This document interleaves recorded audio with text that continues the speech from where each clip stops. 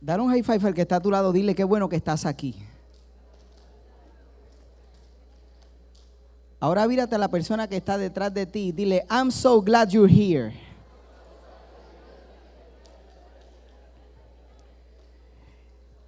Quiero agradecer a este campus algo muy específico, y es las oportunidades que nos brinda a mi familia. Cuando vengo solo, pues me siento aquí, usualmente al frente, y algunos cuando nos ven llegar con su amor, nos dicen, ¿por qué no te sientas aquí? Yo quiero que ustedes sepan por qué nosotros nos sentamos entre ustedes, y es porque cuando un día como hoy, que venimos a la iglesia, no solo venimos a dar, sino que también venimos a recibir del Señor. Y como familia nos encanta que cuando venimos a este campus podemos estar entre ustedes. Por ejemplo, hoy salimos de aquí, vamos a predicar en el campus Metro en el horario de la tarde, y quizás tenemos que llegar directamente para predicar y no podemos estar como familia levantando nuestras manos, adorando al Señor. Pero aquí entre ustedes lo hicimos hoy, y aprovecho para agradecer a mi hermosa familia que hacemos esto en equipo, así que gracias, los amo un montón. Felicito a cada uno de los líderes. Qué hermoso el ambiente, sus pastores de campus, todos los que invierten su vida en servir a Jesús, no es en vano. Y es bonito llegar a este lugar y ver lo que Jesús está haciendo y escuchar las historias de transformación. Ahora, terminamos una serie recientemente donde estuvimos 14 partes hablando de cómo podíamos llegar a ser alguien nuevo. Y recibimos muchísima información acerca de cómo ser seguidores de Jesús. Y cuando pensábamos en la próxima serie, la que comienza hoy, Profundamente Humanos y Completamente Espirituales, nos llevó a pensar en un libro llamado Ruthless Trust, Confianza Despiadada, donde Brennan Manning, el autor, habla que en una ocasión, sentado con su mentor, él quería conocer y quería ser el mejor discípulo, y se sienta con su mentor y le dice, ¿qué es lo próximo? Y su mentor le dice las siguientes palabras: Brendan, tienes suficientes ideas para que te duren 300 años. No necesitas más conocimientos sobre la fe o sobre tu fe. Y le dice estas palabras: la necesidad más urgente en tu vida es confiar en lo que ya crees. Fíjense qué palabras tan lindas y tan interesantes. Hay un psiquiatra suizo muy conocido llamado Carl Jung, y le preguntaron que si él creía en Dios. Y él dio esta respuesta muy famosa. Él dijo: no creo en Dios, conozco a Dios. Hay una diferencia entre creer y conocer. Y de eso se trata el mensaje de hoy. ¿Cómo pasamos de la mera creencia al conocimiento? Y hoy vamos a aprender de esto a través de la historia de uno de sus discípulos llamado Pedro, de uno de los discípulos de Jesús llamado Pedro. Yo le llamo el discípulo boricua, el discípulo puertorriqueño. ¿Estamos listos? Señor, gracias porque nos vas a hablar. Gracias porque en tu palabra vamos a encontrar verdad para nosotros hoy. Y porque viendo la historia de Pedro tienes algo que decirnos a nosotros. Espíritu Santo, haz lo que quieras en nuestras vidas. En el nombre de Jesús. Amén. La primera escena a la que quiero llevarte es el momento en el que Pedro es llamado. Y voy a comenzar leyendo en Juan, capítulo 1, verso 40, donde dice lo siguiente: Andrés, hermano de Simón Pedro, era uno de los dos que al oír a Juan habían seguido a Jesús. Contexto: Juan el Bautista acababa de decir: he aquí el Cordero de Dios, este es el que estamos esperando. Y algunos de sus discípulos comenzaron a seguir a Jesús, entre ellos Andrés, el hermano de quien hoy nosotros conocemos como Pedro. Y el verso 41 dice: Andrés encontró primero a su hermano Simón y le dijo: hemos encontrado al Mesías, es decir, el Cristo. Luego lo llevó a Jesús, quien mirándolo fijamente le dijo: tú eres Simón, hijo de Juan, serás llamado Cefas, es decir, Pedro, piedra o roca. Este es Jesús. El primer encuentro que Pedro tiene con Jesús, Jesús lo mira y le dice, yo sé quién tú eres. Tú eres Simón, eres hijo de Juan. En otras palabras, yo te conozco. Pero lo próximo que hace Jesús es le dice, tú vas a ser Cefas. Le cambia el nombre. Le dice, no solo conozco quién eres, sino que conozco quién vas a ser. Y lo que hace Jesús es que le presenta una nueva identidad. Pero es importante entender lo siguiente. Pedro y su hermano Andrés eran judíos. Quiere decir que ellos crecieron estudiando intensamente lo que hoy nosotros conocemos como nuestro Antiguo Testamento. Y él sabía que el tema central del Antiguo Testamento era que Dios iba a enviar un Mesías, un rey que iba a reinar para siempre, la promesa del esperado, el Cristo. Lo que también Pedro sabía es que en este momento que nosotros acabamos de leer sobre este encuentro, habían pasado 400 años sin que Dios enviara a su pueblo un profeta, una señal, un milagro, lo que se conoce como 400 años de silencio. Así que Pedro sabe que Dios va a enviar un Mesías, pero han pasado 400 años. ¿Cuánto has tenido tú que esperar por una oración no contestada? ¿Y cuánto tiempo te tomó perder la esperanza? Habían pasado 400 años. ¿Qué quiero decir con esto? Pedro debe pensar que un día vendrá el Mesías, pero él no está pensando que él va a ser parte del grupo íntimo de su equipo. Él no se ve a sí mismo como alguien que, estoy seguro que él no se levantaba pensando, hoy va a venir el Mesías y yo voy a ser parte de los que lo voy a conocer. Pero su hermano llega y dice, hey, hemos encontrado al Mesías. Y en ese momento Jesús lo ve y le cambia el nombre. Y es importante que entendamos que en esta cultura el nombre era más que una forma en la cual te llamaban. Era como una declaración profética de tu propósito de vida. Y Jesús lo ve y le presenta una nueva identidad. Pero ese no es el día que Jesús lo invita a seguirlo como uno de sus discípulos más cercanos. Esto pasa después. Y esto es interesante porque me recuerda que muchas veces nosotros venimos, nos acercamos a Jesús y Él nos da una imagen de nuestro futuro, nos presenta una nueva identidad. Pero nosotros todavía estamos pensando si eso es cierto o no. Imaginen a Pedro diciendo, este ni me conoce y me llamó piedra, roca. Si conociera a quien yo verdaderamente soy, este no es el Mesías, mira el nombre que me dio. Él se fue a su casa a pensar sobre esto. Pero un tiempito más tarde, en Mateo 4 encontramos el relato. Es la segunda vez que se encuentran. Léanlo conmigo. Mientras caminaban junto al mar de Galilea, Jesús vio a dos hermanos. Uno era Simón, llamado Pedro, y el otro Andrés. Estaban echando la red al lago, pues eran pescadores. Este es el momento que Él les dice, síganme. Vengan, síganme, les dijo Jesús, y los haré pescadores de hombres. Al instante dejaron las redes y lo siguieron. Este fue el día, después de un tiempo en el que Jesús le dice, ahora los invito a dejar lo que están haciendo y a seguirme como rabino, como maestro. Y ellos dejan sus redes. Esto me hace pensar en aquel día en mi vida en el que yo estaba estudiando finanzas en la UPR de Bayamón. Era mi segundo año, pero ya el Señor había puesto en mi corazón la invitación y el llamado a ser pastor. Y yo estaba decidiendo si dejaba esos 2 años de administración de finanzas y entraba al Colegio Teológico del Caribe o no. Y estaba en la parte de atrás de una iglesia que nadie, en ese momento no me conocían. Yo estaba como cualquier otro sentado y recuerdo que hicieron un llamado porque el mensaje tenía que ver con heme aquí, envíame a mí. Y me tocó muchísimo. Yo no quería responder el mensaje porque yo tenía la impresión de que si respondía ese mensaje, Dios me iba a tomar en serio.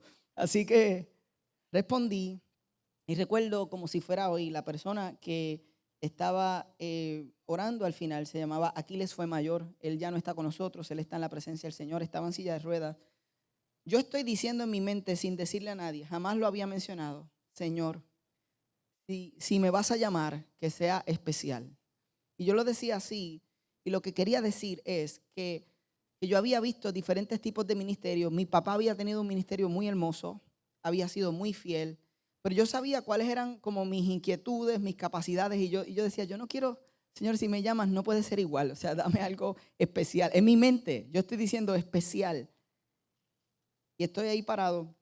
La persona pone su mano sobre mí y dice solamente estas palabras, dice, especial lo quieres, especial lo tendrás. Yo caí al suelo llorando, me di de baja rápidamente de finanzas y comencé mi preparación en el Colegio Teológico del Caribe en aquel momento. Lo que algunos de ustedes pudieran pensar es que después de ese momento nunca más miré hacia atrás y nunca más dije, Señor, ¿será esto lo que tienes para mí? Porque como Él me dijo, especial lo quiere, especial lo tendrás. Jonathan, eso te basta. Porque eso es lo que pensamos. Que cuando Pedro dejó las redes aquí, él nunca más las dejó. O sea, que nunca más las buscó porque él fue llamado, fue invitado. Y es como tendemos a pensar, que un encuentro con Jesús es suficiente para nosotros llegar a ser esa imagen que Él nos dio y que Él vio de nosotros. Pero esa no es la realidad. Lo que me lleva a la escena número 2, la escena donde Pedro cree. Y miren, la mayoría de los expertos creen que esto que les voy a leer sucede 4 meses después, aproximadamente 4 meses después del momento inicial donde ellos dejaron las redes que acabamos de leer. Lucas 5. Un día estaba Jesús a orillas del lago de Genesaret y la gente lo apretujaba para escuchar el mensaje de Dios. Entonces vio 2 barcas que los pescadores habían dejado en la playa mientras lavaban las redes. Subió a una de las barcas que pertenecía a Simón. ¿Quién es Simón? Pedro. Wow, espérate. Y le pidió que la alejara un poco de la orilla. Luego se sentó y enseñaban a la gente desde la barca. Un momento. No había Pedro dejado sus redes. ¿Cómo es posible que ahora lo encuentra lavando las redes después de pescar? ¿Qué significa esto para nosotros? Porque muchas veces nosotros no sabemos esto y lo perdemos de vista. Y lo que significa es que en algún momento de esos 4 meses, después de él haber dicho, yo voy a seguirte, Jesús, y voy a ser tu discípulo, él se dio cuenta que lo que él pensó que era seguir a Jesús no era exactamente la realidad. Y él había decidido regresar a su identidad, a la identidad que había construido sin ayuda del Salvador, el lugar en el que se sentía seguro. Es increíble verlo así, que él dejó las redes, pero en algún momento dijo, no, mejor cogerlas otra vez. Y Jesús llega en este momento y lo encuentra nuevamente pescando. Pero aquí viene Jesús tras él, igual que lo hace con nosotros, porque Él sabe cuál es nuestro futuro, cuál es su plan para nuestras vidas. Y con amor Él nos persigue. Así que en Lucas 5, el verso 4, después de él enseñarle a las personas, dice, cuando acabó de hablar, le dijo a Simón, lleva la barca hacia aguas más profundas y echen allí las redes para pescar. Maestro, hemos estado trabajando duro toda la noche y no hemos pescado nada, le contestó Simón. Pero como tú me lo mandas, echaré las redes. Así lo hicieron y recogieron una cantidad tan grande de peces que las redes se rompían. Entonces llamaron por señas a sus compañeros de la otra barca para que los ayudaran. Ellos se acercaron y llenaron tanto las 2 barcas que comenzaron a hundirse. Al ver esto, este es el momento donde Pedro cree. Simón Pedro cayó de rodillas delante de Jesús y le dijo, apártate de mí, Señor, soy un pecador. Nosotros sabemos que este es el momento en el que Pedro cree, porque el primer paso para creer en Jesús es mirarnos a nosotros mismos y darnos cuenta de que somos pecadores, que no merecíamos la gracia de Dios. Este es el momento que el milagro que acaba de vivir a Pedro le da tanta certeza que él cree que Jesús viene de Dios. Todavía él quizás no tiene todos los detalles, pero este es el momento donde él cree porque se ve a sí mismo y dice, soy un pecador, apártate de mí. Y ahí dice que también los que estaban con él se asombraron. Ese es el verso 9, el 10. No temas, le dice Jesús, desde ahora serás pescador de hombres. Así que llevaron las barcas a tierras y dejándolo todo, siguieron a Jesús. Esta es la segunda ocasión donde él deja sus redes. ¿Están conmigo? Aquí es importante entender que Pedro había regresado a la pesca porque era su fuente de identidad. Era su fuente de seguridad y su fuente de provisión aparte de Dios. Él decía, la pesca es lo que yo conozco. Esto es lo que puedo controlar. En mi caso era, yo estoy estudiando finanzas. Esto es lo que pensé. Este era mi plan. ¿Qué es para ti la pesca? Y Jesús llega y le dice, mira, lleva la barca hacia aguas más profundas. ¿Qué es esto? Esto es Jesús hablando el idioma de Pedro.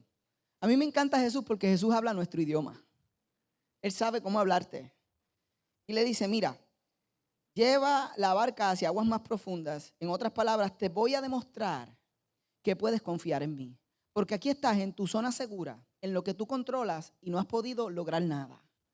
Y yo en un segundo puedo llenar tus redes hasta que se rompan. Y yo te voy a demostrar que puedes confiar en mí. En otras palabras, deja de aferrarte a lo que puedes controlar y aprende a confiar en mí. Yo me pregunto si eso es lo que el Señor te está diciendo a ti hoy. Lo que nos lleva a la escena número 3. La escena donde Pedro participa. Porque esto es lo que sucede. Luego de creer, Pedro comienza a confiar. Y esto nos pasa a todos nosotros. Quizás tú estás aquí desde Semana Santa y pasaste por la experiencia de creer y has decidido dejar que Dios haga en ti a alguien nuevo. Pero ahora comienza el proceso de participar. ¿Ok? Tú empiezas a participar activamente del ministerio de Jesús. Pedro comienza a experimentar lo que nosotros conocemos o en el mundo de la formación espiritual le llamamos la etapa productiva del discipulado. ¿Ok? La etapa productiva del discipulado. Y esta etapa es cuando nuestra espiritualidad se rige principalmente por el hacer, por la actividad, por la participación personal. Este es el momento en el que decides, yo voy a servir en Café Azul y yo voy a hacer la mejor cremita que se hace en todo Puerto Rico para que cuando alguien entre por esas puertas sienta el amor de Dios en cada una de las cucharadas que se da. Y tú dices, Dios, gracias. Porque tú me encontraste en un lugar en el que yo no estaba dando fruto y ahora estoy dando fruto. Comienzas a involucrarte, comienzas a participar. Esa es la etapa productiva del discipulado. Y haces un montón de cosas. Y en ese momento no te cansa, no te molesta. Por el contrario, te sientes que te da vida. Es emocionante para ti. Y tú dices, Señor, yo voy a vivir aquí el resto de mi vida. Esto es lo que yo quiero. Kumbaya, my Lord, forever, you and me. Todo va a estar bien. Tú deseas quedarte ahí porque estás siendo productivo. Pero la realidad es que no te vas a quedar ahí para siempre. Ninguno de nosotros se queda para siempre en esa etapa. En algún momento vamos a abandonar esa etapa, pero nunca por elección, siempre por una crisis. Lo que nos lleva a la escena número 4, la crisis que se avecina en la vida de Pedro, porque Pedro falla. Esta es la escena que posiblemente más nos identifica con la historia de Pedro. Pedro falla. Llegamos en este momento a la etapa en el ministerio de Jesús en la que él deja de hablar tanto sobre el reino y comienza a hablar mucho más sobre su propia muerte. Lean conmigo Mateo 16, 21 en adelante. Desde entonces comenzó Jesús a advertir a sus discípulos que tenía que ir a Jerusalén y sufrir muchas cosas a manos de los ancianos, de los jefes de los sacerdotes y de los maestros de la ley, y que era necesario que lo mataran y que al tercer día resucitara. Y miren lo que dice ahí. Pedro lo llevó aparte, ¿a quién? A Jesús. Y comenzó a reprenderlo, a regañarlo, ¿ok? De ninguna manera, Señor, esto no sucederá jamás. La forma en la que yo lo imaginé fue Pedro diciendo, ningún. Jesús, ningún. Eso de que te van a arrestar, eso de que, tú sabes, vas a tener que sufrir muchas cosas, eso no va a pasar, maestro. Y nosotros leemos estas palabras y quizás no conectamos por qué él lo está diciendo. Pero él está diciendo porque él tiene una convicción. Él cree que si vienen a arrestar a Jesús, él y los discípulos lo van a defender. Él lo que está diciendo es, no, ningún. Estás diciendo que te van a arrestar. Eso no va a pasar. Nosotros tenemos esto mangado, tenemos un plan, tú sabes, tenemos a Ninja, uno al frente, tenemos atrás a las técnicas no violentas de manipulación, nosotros estamos ready. Si alguien viene contra ti, yo voy a defenderte. Y él está diciendo algo muy sincero, ningún, hey, no maestro, está regañando a Jesús. Qué gracioso, ¿verdad? Se parece a nosotros. Jesús está hablando de el panorama general de su sacrificio y Pedro no quiere que se acabe esa etapa productiva, no quiere la crisis, quiere decirle a Jesús, no, yo tengo esto controlado, vamos a hacerlo de esta forma, vamos bien, no me lo cambies, amén, te ha pasado, te has sentido ahí. Y Jesús se volvió y le dijo a Pedro, el verso 23, aléjate de mí, Satanás, quieres hacerme tropezar. No piensas en las cosas de Dios, sino en las cosas de los hombres. En otras palabras, esa es tu humanidad hablando. Y hay momentos donde nuestra humanidad va a hablar. Y realmente yo digo que nuestra humanidad no sorprende a Jesús. Desde el primer instante que Jesús le dice, tú te vas a llamar Cefas, tú te vas a llamar Pedro. Él sabía que este momento donde Pedro iba a susurrar, no pases por eso, tranquilo, yo tengo otro mejor plan. Él lo sabía, pero aún así lo invitó. La humanidad tuya no sorprende a Jesús y es parte del proceso. Y vamos a aprender a través de esta serie que tú puedes ser profundamente humano y completamente espiritual. Y que las dos cosas van de la mano. Usualmente estamos acostumbrados a ver la humanidad de un lado y la espiritualidad de otra. Y la realidad es que hay momentos donde nuestra humanidad se levanta y decimos cosas en nuestra humanidad. Y Jesús nos tiene que decir, hey, ese no es mi plan. Nos tiene que decir, hey, eso no es lo que yo quiero para ti. Eso eres tú pensando como humano, pero no es el plan de Dios para tu vida. Y eso está bien. Así que finalmente llegamos hasta este punto que yo los quería traer, que creo que el Señor nos quiere hablar, que es en Mateo 26. Es la noche antes de Jesús ser entregado.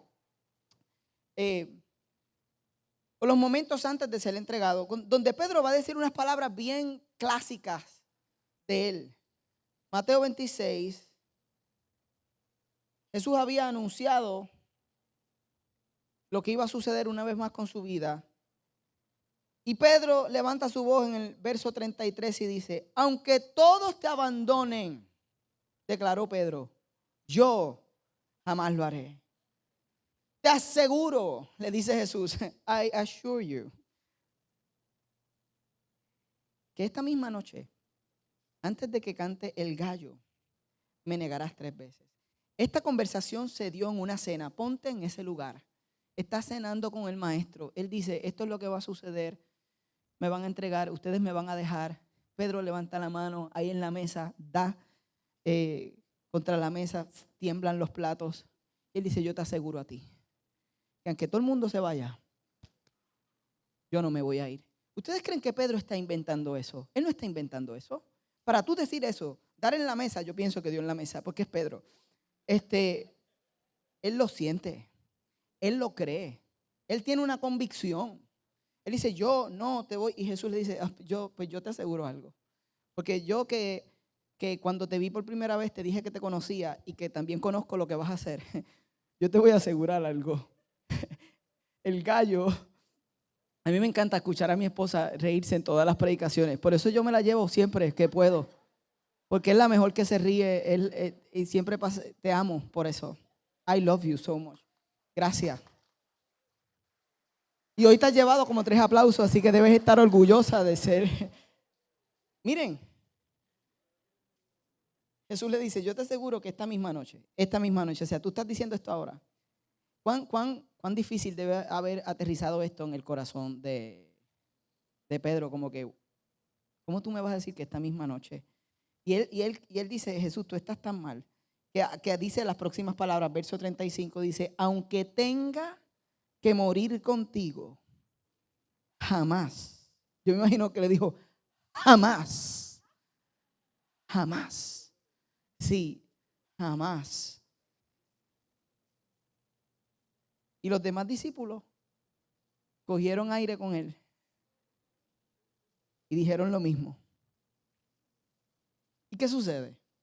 Jesús es arrestado, los discípulos se dispersan y nosotros tenemos en los relatos de los evangelios que Juan y Pedro, ellos siguen a Jesús, pero lo siguen de lejos y llegan al lugar donde se va a celebrar un juicio nocturno en la casa del sumo sacerdote. Y dice la historia que Juan entra al salón donde están teniendo esta acusación y todo, pero que Pedro, él está avergonzado, él está temeroso y él se queda en el patio. Y nos da detalles de que se queda en el patio. Sabemos que está mirando hacia adentro.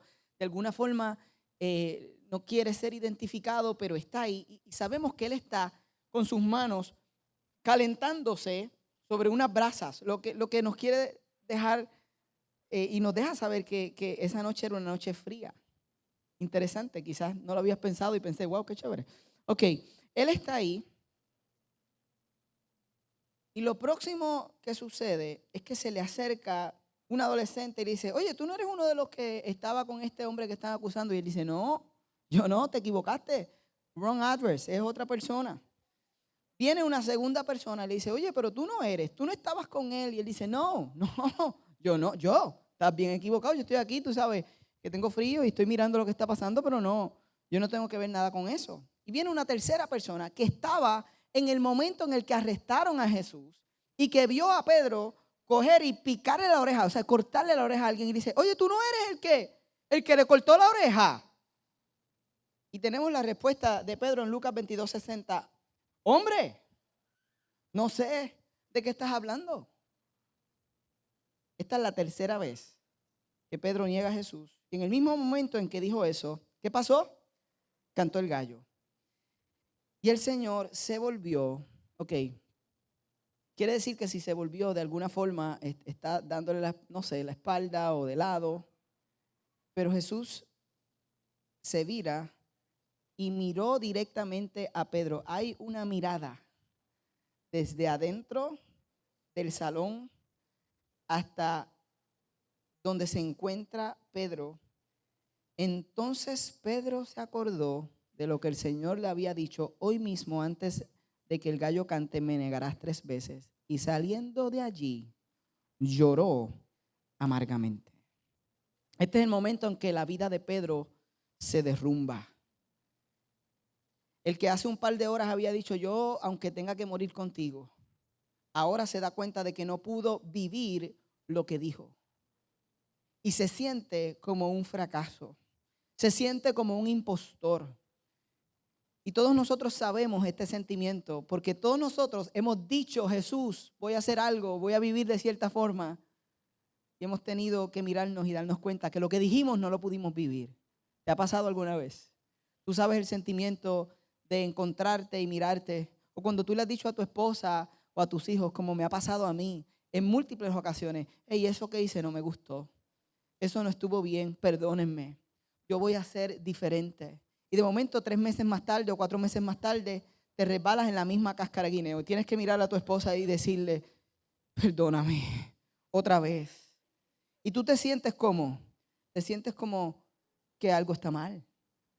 Que por qué no cambia tan rápido como quieres. Te sientes como un impostor. Te sientes hasta como un mentiroso. Así se sentía Pedro. Se le derrumbó el mundo. Porque la mayor parte del tiempo asumimos que nuestras convicciones declaradas son nuestras convicciones reales. Pero los psicólogos hablan de algo que se llama una espiritualidad dividida.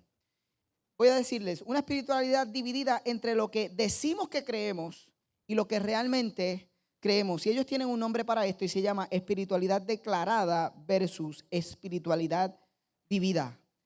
La espiritualidad declarada de Pedro, ¿cuál fue? Aunque todos te abandonen, yo jamás te dejaré. ¿Cuál fue la vivida? Me voy 3 veces. Existen 2 circunstancias que van a revelar verdaderamente nuestra espiritualidad vivida. Si tú quieres saber qué verdaderamente tú crees, no lo que tú piensas que crees, escúchame. Tú quieres saber lo que verdaderamente crees, hay 2 cosas que van a exponer eso claramente. Una es el ocio y una es la crisis. El aburrimiento, el ocio, verás. El aburrimiento muestra claramente a qué identidad tú acudes para sentirte segura o seguro o en control aparte de Dios cuando enfrentas una situación de crisis o simplemente cuando estás aburrido. Si quieres saber quién realmente eres, solo presta atención a dónde vas cuando estás aburrido, cuando ya no puedes derivar, obtener tu significado de lo que haces profesionalmente, o cuando ya no estás siendo productivo, te sientes, ¿a dónde vas para curar tu aburrimiento? La pregunta, ¿te complaces? Abres la nevera, ves el bizcocho de chocolate o las galletas de chocolate chip, abres el minibar, tomas tu teléfono y envías muchos mensajes de texto, te inventas tareas, te escapas hacia alguna forma de entretenimiento y te encuentras mirando tu pantalla favorita. Porque el ocio, el aburrimiento te va a revelar cuál es verdaderamente tu espiritualidad vivida. Te lo aseguro. También la crisis. John Kotter, profesor de liderazgo en la Escuela de Negocios de Harvard, argumenta que si tú deseas acelerar el crecimiento, el cambio en una corporación, en un negocio, en una comunidad de cualquier tipo, incluso dentro de un individuo, entonces vas a necesitar una crisis. Y nosotros podemos entender esto porque la crisis de María, antes de María, nosotros decíamos que haríamos lo que fuera necesario para personas que estaban lejos de Jesús pudieran conocer a Jesús. Ese era uno de nuestros valores. Sacrificamos cosas que amamos por cosas que amamos más. Llegó el momento de la crisis y lo pudimos vivir como iglesia. ¿Y qué pasó? Se aceleró el crecimiento porque la crisis es la puerta para que nosotros como discípulos podamos pasar de la mera creencia a la experiencia y al conocimiento de Dios. Por lo tanto, cuando estamos en crisis, en lugar de verlo como del diablo, tenemos que entender que Dios va a usar la crisis para acelerar nuestro conocimiento de Él. Él va a usar la crisis para acercarnos a Él. Eso fue lo que pasó con nosotros en María. Y eso es lo que pasa cada vez que enfrentamos una crisis. Porque la crisis abre la puerta a las preguntas, a las dudas, pero también a la reinvención. Y miren, si algunos que están aquí están pasando un momento de crisis difícil, divorcio, pérdida de trabajo, no saber qué estudiar, situaciones relacionales, detrás de esa crisis está tu mayor oportunidad para verdaderamente conocer el amor de Dios y dejarte amar en medio de ese proceso.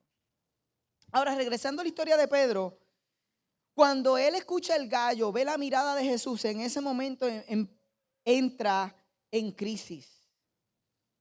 Los sacerdotes están allí, están acusando a Jesús, pero Jesús se vira y lo mira. Y ellos cruzan mirada. Y esta es la pregunta más importante de este mensaje hoy. ¿Cuál crees que es la expresión en el rostro de Jesús cuando mira a Pedro? Cuando tú ves esa escena en tu mente y la imaginas, mira el rostro de Jesús. ¿Cómo tú ves su rostro? ¿Lo ves mirando a Pedro con desilusión? ¿Lo ves mirando los ojos como que otra vez? ¿Lo ves enojado? ¿Lo ves bien molesto con Pedro como mirándolo, diciéndolo? Como diciendo, te lo dije. esta pregunta es importante porque la forma en la que tú la respondas va a revelar todo lo que necesitas saber de cómo tú verdaderamente piensas que es Dios. Si tú lo ves molesto, si lo ves desilusionado, si tú lo ves defraudado, quiere decir solamente una cosa. No que necesitas más información sobre el amor de Dios, sino que Dios te está invitando a conocer su amor para que puedas ver verdaderamente cómo Él te ve cuando tú fracasas. Cómo Él te ve cuando tu espiritualidad declarada no machea con tu espiritualidad vivida. Porque Jesús miró a Pedro con compasión. Y lo sabemos por sus acciones después, lo sabemos por su carácter, lo sabemos por la palabra.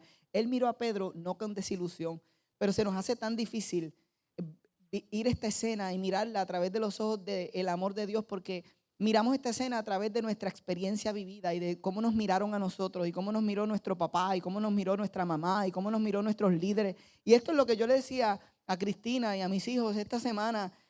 Yo estoy predicando algo que es tan difícil porque esta es la forma que Dios quiere que nosotros sepamos que Él nos mira, aunque a veces nosotros como padres miramos a nuestros hijos como nosotros pensamos que Dios nos mira. Yo me entendí.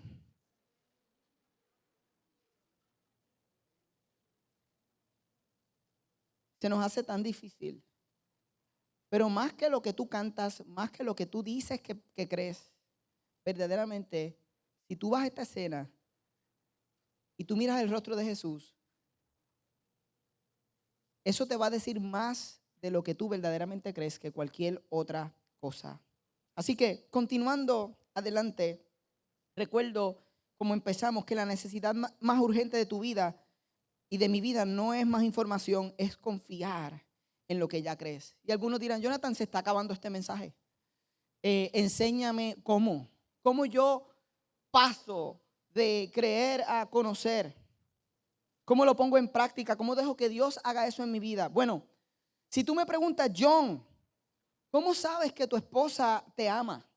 Yo no iría a buscar el certificado que nos da el registro demográfico, el certificado de matrimonio. Yo no iría a decirte, ¿quieres que te demuestre que mi esposa me ama? Déjame buscar este papel que yo tengo aquí guardado que dice que nos casamos tal y tal día. Por eso yo sé que me ama, porque aquí está este papel que dice que nos casamos, quiere decir que me ama. No. Si tú me preguntas cómo yo sé que mi esposa me ama, yo tengo que decirte que ella se reía más que nadie. En el espectáculo Me Flocharon, que ella misma hizo conmigo en su caso quizás 400 ocasiones, y se reía como si fuera la primera vez. Te puedo decir que sé que me ama porque por las noches cuando nos acostamos ella le dan ganas de hacer chistes, y es cuando más chistes quiere hacer. Y yo tengo sueño, pero ahí es que ella arranca. Y es algo bien tremendo. Pero no, espérate, no le des 4 porque entonces imagínate, va a ser como que. Yo sé que me ama porque me ha perdonado un montón de veces. Yo sé que me ama porque en los momentos difíciles, más difíciles de mi vida se quedó y estuvo conmigo. Yo sé que me ama por experiencia, por lo que hemos vivido. Eso tiene un nombre. Y eso se llama conocimiento experiencial relacional. En buen puertorriqueño, yo sé que me ama porque lo he experimentado. Porque he experimentado su amor. No es una cosa de aquí, es una cosa de aquí. Porque creencia es aceptar la teoría, pero conocimiento es confiar de manera personal, vulnerable y experiencial en la teoría que ya crees. Lo que nos lleva a la escena 5. La última escena, la escena donde Pedro conoce. Pedro creía en la misericordia de Dios. Él lo creía y había ayudado a Jesús caminando en ese proceso, que otros experimentaran esa misericordia. Pero fue aquí, después de su fracaso más grande, que él la experimentó. Porque Jesús fue crucificado y sepultado. ¿Y qué ustedes creen que hizo Pedro cuando Jesús fue sepultado? Él regresó a pescar. Regresó a su vieja identidad. Juan 21, voy a leer este último pasaje y luego terminamos este mensaje. Me voy a pescar, dijo Simón Pedro. Una vez más, nos vamos contigo, contestaron los discípulos. Pedro era un líder. Salieron pues de allí y se embarcaron, pero esa noche no pescaron nada. ¿Qué les recuerda esto? La primera noche en que Jesús los llamó, que no habían pescado nada. Al despuntar el alba, Jesús se hizo presente en la orilla, pero los discípulos no se dieron cuenta de que era él. Muchachos, ¿no tienen algo de comer?, les preguntó Jesús. No, respondieron ellos. Tiren la red a la derecha de la barca y pescarán algo. Así lo hicieron y era tal la cantidad de peces que ya no podían sacar la red. Es el Señor, dijo a Pedro, el discípulo a quien Jesús amaba, Juan. Tan pronto como Simón Pedro lo oyó decir, es el Señor, se puso la ropa, pues estaba semidesnudo, y se tiró al agua. Se tiró a nadar. Los otros discípulos lo siguieron en la barca, arrastrando la red llena de pescados, pues estaban a escasos 100 metros de la orilla. Pedro nadó 100 metros. Al desembarcar, vieron unas brasas con un pescado encima y un pan. Jesús le tenía desayuno. Traigan algunos de los pescados que acaban de sacar, les dijo Jesús. Esto es importante. Traigan algunos de esos pescados. Simón Pedro subió a bordo y arrastró hasta la orilla la red, la cual estaba llena de pescados de buen tamaño. Eran 153, pero a pesar de ser tantos, la red no se rompió. Vengan a desayunar, les dijo Jesús. Ninguno de los discípulos se atrevía a preguntarle quién eres tú, porque sabían que era el Señor. Jesús se acercó, tomó el pan y se lo dio a ellos. E hizo lo mismo con el pescado, como lo había hecho un montón de veces antes. La forma en la que lo había hecho les revelaba a ellos, Dios mío, es Él. Esta fue la tercera vez que Jesús se apareció a sus discípulos después de haber resucitado. Y aquí está la última conversación. Cuando terminaron de desayunar, Jesús le preguntó a Simón Pedro, Simón, hijo de Juan, ¿me amas más que estos? Eso es importante. Sí, Señor, tú sabes que te quiero, contestó Pedro. Apacienta mis corderos, le dijo Jesús. Y volvió a preguntarle, Simón, hijo de Juan, ¿me amas? Sí, Señor, tú sabes que te quiero. Cuida de mis ovejas, le dice Jesús. Por tercera vez Jesús le preguntó, Simón, hijo de Juan, ¿me quieres? A Pedro le dolió que por tercera vez Jesús le hubiera preguntado, ¿me quieres? Así que le dijo, Señor, tú lo sabes todo. Tú sabes lo que está aquí adentro. Ya yo me di cuenta que tú sabes mejor que yo lo que yo pienso que yo sé. Tú sabes que te quiero. Jesús le dijo, apacienta mis ovejas. Resumen. Jesús recrea el momento más glorioso en el discipulado o en el caminar de Pedro. Aquel primer momento, Jesús lo recrea en el momento en que le dijo, te voy a demostrar que puedes confiar en mí. Porque está en la misma escena, es el mismo lugar, no ha pescado nada, es la misma escena. Él lo lleva al lugar de ese encuentro y también recrea el momento del fracaso. Hay una fogata, hay unas brasas, de la misma forma que cuando Pedro niega a Jesús 3 veces, está al lado de fogatas y brasas. Y esto lo hemos predicado antes, pero el olfato es el de los sentidos, el que más conexión emocional tiene. Cuando tú hueles algo que te recuerda a alguien emocionalmente, es un sentido tan grande. Por eso tú hueles el perfume de una abuela o de un abuelito que ya no está contigo y te toca profundamente. Aquí están las brasas. Jesús recrea todo esto como para llevar a Pedro al momento en el que él lo rechaza. ¿Cuántas preguntas le hace Jesús a Pedro? ¿Cuántas veces le pregunta si lo ama? 3 veces, porque está recreando las 3 veces que Pedro niega a Jesús. Le está restaurando por completo. Y todo el tiempo cuando Pedro le dice, tú sabes que te amo o sí te amo, Jesús siempre le contestó, apacienta mis ovejas, que traducido en español quiere decir, el plan sigue en pie. Sigue siendo la roca. Sigue siendo el que yo vi, aún después de tu fracaso. Y esa pregunta, ¿me amas más que a la identidad? A la que, o sea, ¿me amas más que a estos?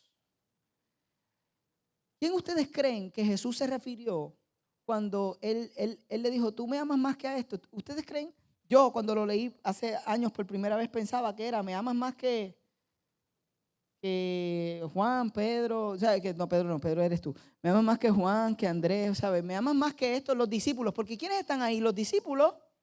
Y yo me fui a pensar en los discípulos, pero yo hoy estoy convencido. Tú no tienes que estar convencido de esto. Yo estoy convencido hoy, por lo que leímos, que Pedro fue, buscó los peces, arrastró la red, que cuando Jesús dice, me amas más que a estos,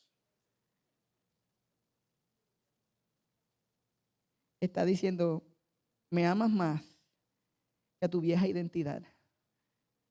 Me amas más que a la identidad que continúas sacudiendo para sentirte seguro separado de mí. Me amas más que a la identidad que has construido a través de todos estos años. Finalmente, hoy resucitado y amándote, puedes confiar en lo que ya crees.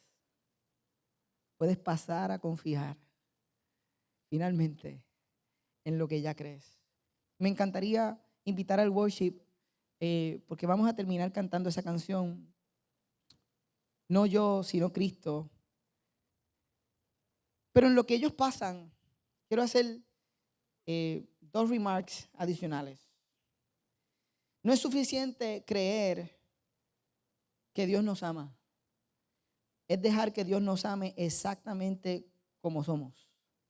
Desnudos y sin vergüenza. Porque miren, Pedro hizo un par de cosas bien. Pedro resultó ser un predicador fenomenal. Resultó ser el líder de facto de la iglesia naciente, el primer líder de la iglesia. Él hizo un par de cosas bien, pero realmente no son las cosas que él hizo, no son sus triunfos lo que es un regalo para nosotros hoy. Él hizo un par de cosas bien, pero fue su fracaso. Fue el momento en el que él resbaló, tocó fondo,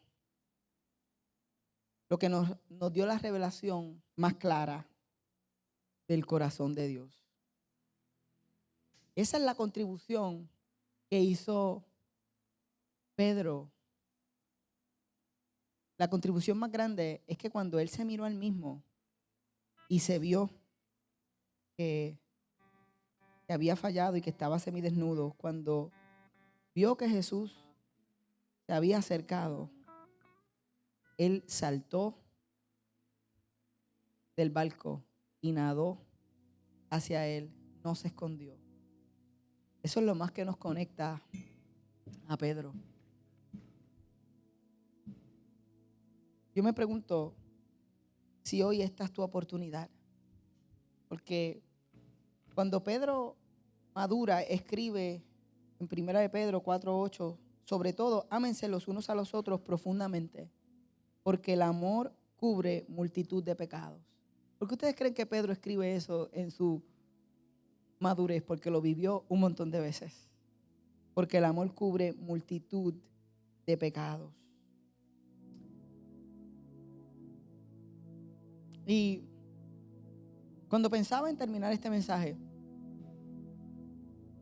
pensaba en una forma práctica de mostrarles realmente lo que Dios hace con nuestros fracasos y con nuestra rota humanidad y cómo la restaura y nos hace completamente espirituales.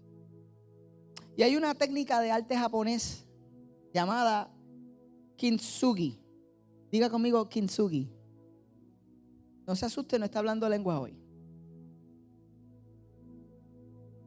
Kintsugi. En esta técnica antigua de arte japonés, solo se utilizan 2 materiales. Son piezas de cerámica rotas y oro. Y lo que hacen estos artistas es que vuelven a unir las vasijas que se han roto, perdiendo oro en todas las grietas.